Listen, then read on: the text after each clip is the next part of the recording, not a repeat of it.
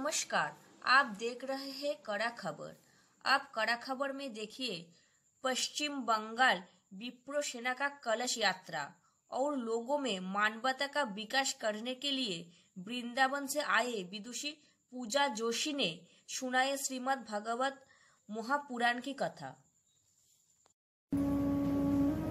क्योंकि ये जो कथाएं हैं, ये जो सत्संग है, ये हम लोगों को एक संतुष्ट जीवन प्रदान करता है। ये बहुत अच्छी बात ध्यान देने लायक है। सफल जीवन से श्रेष्ठ होता है संतुष्ट जीवन। सफल जीवन से श्रेष्ठ होता है संतुष्ट जीवन। आप कहोगे कैसे? जैसे मानो कोई व्यक्ति अपने जीवन में हर प्रकार से सफल है। उसने पैसे भी बहुत अच्छे कमा लिए, उसने नाम भी बहुत अच्छा कमा लिया, पूरी दुनिया उसको जानने लगी है, सारे ऐश व आराम उसके पास है, किसी चीज की कमी नहीं है, अच्छी इज्जत उसने समाज में बना ली, तो वो व्यक्ति सफल तो माना जाएगा। किसने इतना बढ़िया बढ़िया काम किया, ये व्यक्ति सफल है जीवन। पर जरूरी नहीं कि वो व्यक्ति सफल के साथ साथ संतुष्ट भी है। आप देखना, अक्सर जो लोग सुसाइड कर लेते हैं उनके पास सारे भोग होते हैं। बड़े बड़े नामी लोग सुसाइड कर रहे हैं। पश्चिम बंगाल विप्रो सेना की प्रभारी वेद प्रकाश जोशी के नेतृत्व में आज 6 अगस्त सुबह 11 बजे उत्तरी कोलकाता के गणेश टॉकीज के सामने से एक कलश यात्रा का आयोजन किया गया था। धर्म के प्यासे विप्रो सेना के स्त्री पुरुष कलश यात्रा पर एक विशाल जुलूस में भाग लिए थे। अब कलश यात्रा के कुछ वीडियो आपके सामने।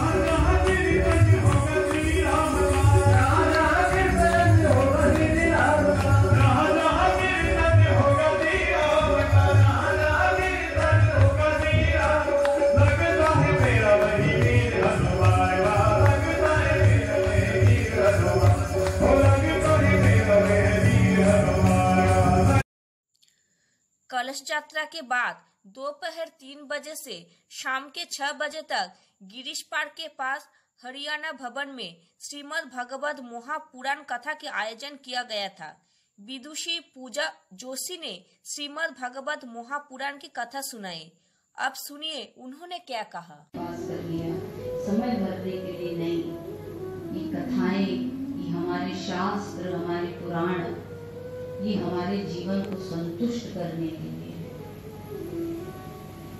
इन 7 दिनों में आप जब भगवान की कथा सुनोगे तो आपको निश्चित समझ में आ जाएगा कि हम अपने जीवन से संतुष्ट हैं कि नहीं है।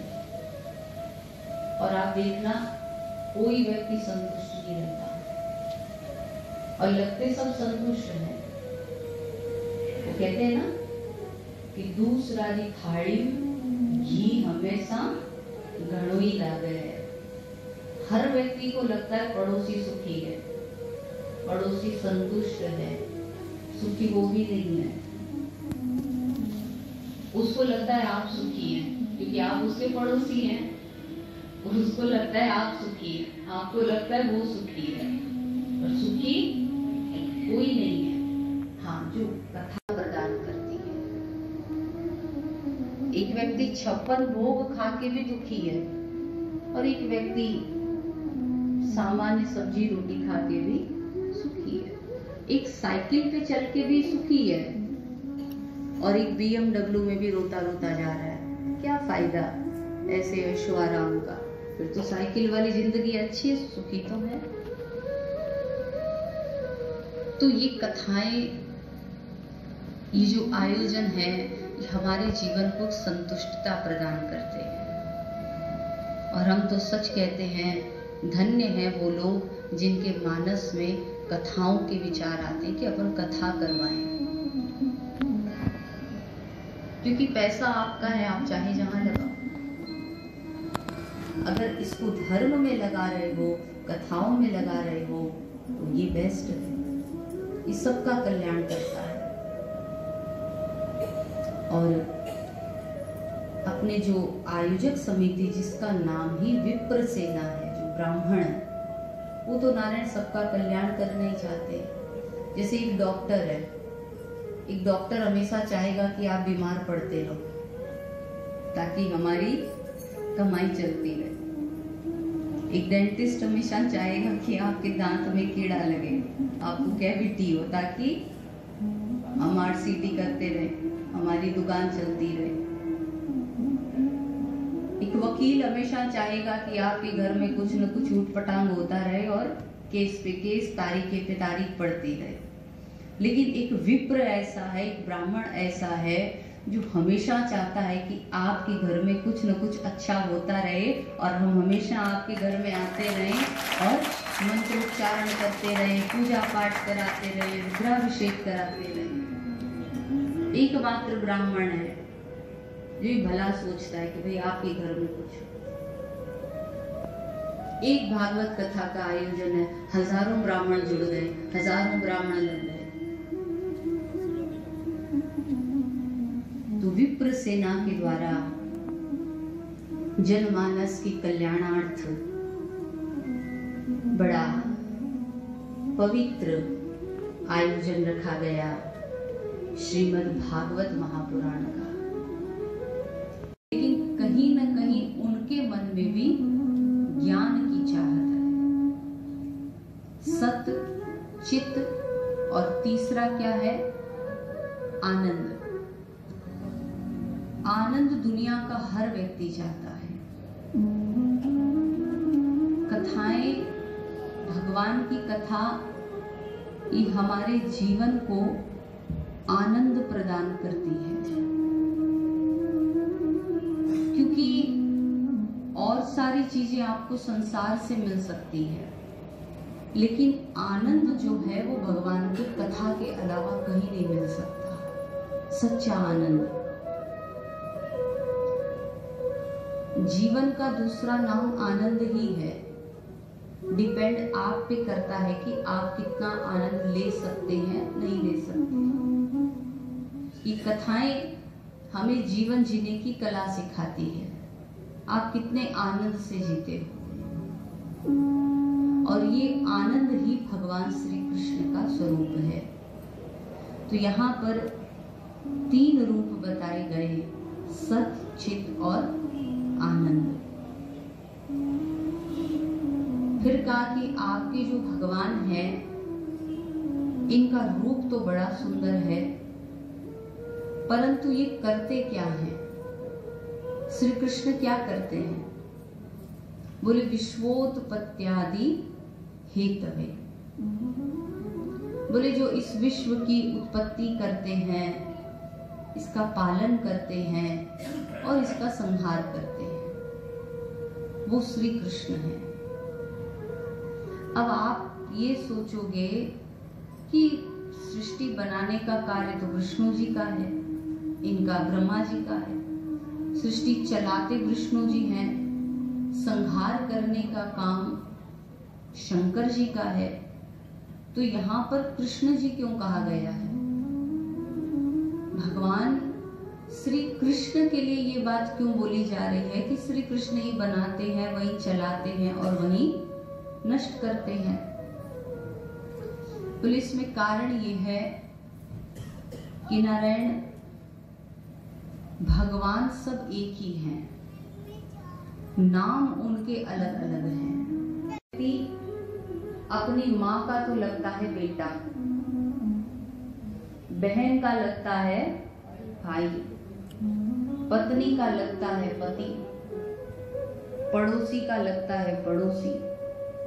जितने रिश्ते हैं, हर रिश्ता उसी एक व्यक्ति को कई नाम से पुकार रहा है। पूछा जाएगा कि आपका बेटा कैसा है, तो माँ एक अलग कथा सुनाएगी, मेरा बेटा सबसे अच्छा है। बहू थोड़ी ऐसी भले हो, लेकिन मेरा बेटा सबसे अच्छा है। फिर उसकी पत्नी से पूछो तुम्हारा पति कैसा है, तो पत्नी पति के लिए क्या क्या बताएगी? वो एक अलग ही कहानी बताएगी।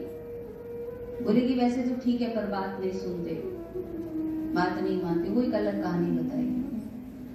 फिर उसकी बहन से पूछो तुम्हारा भाई कैसा, तो बहन एक अलग कथा बताएगी।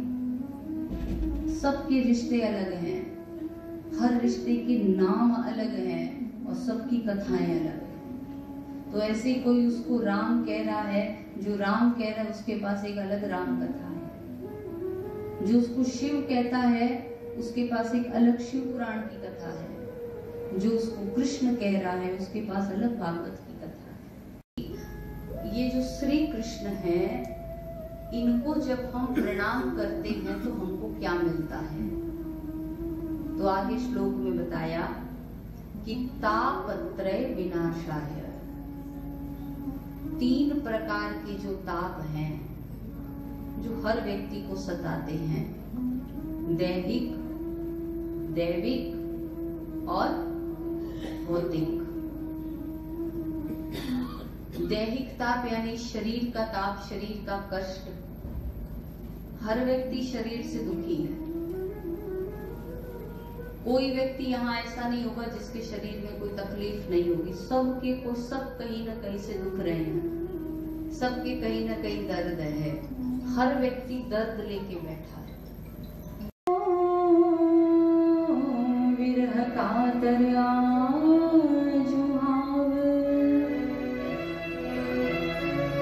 पुत्री तन्मयतया तर्वो विदेव तम सर्वभूत हृदयं मुनिमानतोऽस्मि।